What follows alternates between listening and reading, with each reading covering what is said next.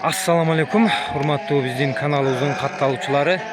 Кандайсыздар? Амансыздарбы?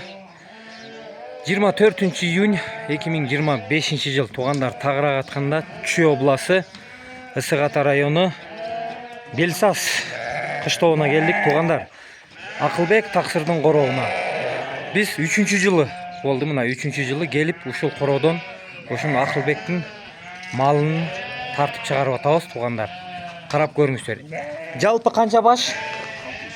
60 баш эркек козу кочкорлор сатыкка чыгып атат туугандар. Бул жерде деген могу козулар 3 линиядан түшкөн экен. Мадановский линия, анан 80 Карневал деген кочкордон түшкөн экендир. Ары айдачы, ары. Мына карап көрүңүздөр. Козулар 3,5 айлык болгон. 3,5 айдан өтүп уже 4 айга чукулдап калган. Эми бир аз кичиректери да бар экен, эми кечирээк туулганы арты. Эң кызыгы булардын баасы туугандар. Булардын баасыны оптом дүңүнөн 25 000 сомдон деп койду.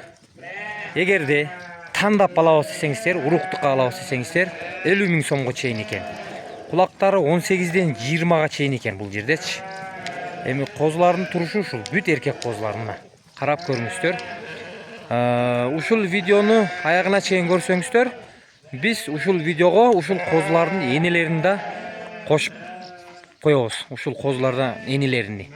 Анан азыр ушул видеого дагы аталарына кошуп коеюн, ушул козулар түшкөн кочкорлорду. Мынакей туугандар. Могу кочкор мындан эмес. Мынакей.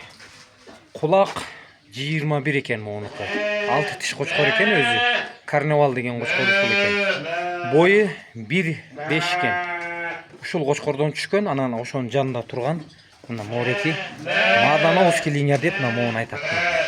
Ушул кочкор, ушул эки кочкордон түшкөн козулар экен жанакылар.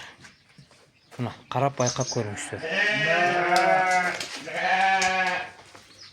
Ушул эки кочкордон түшкөн козулар.